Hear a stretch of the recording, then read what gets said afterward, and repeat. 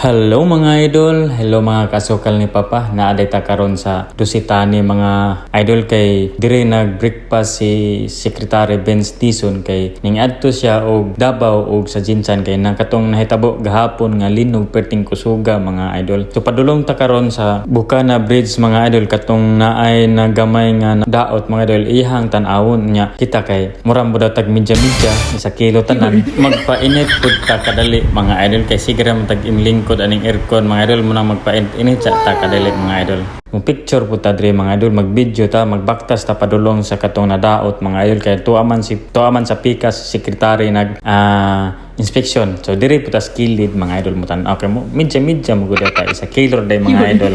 First time po din ako naog dire mga idol.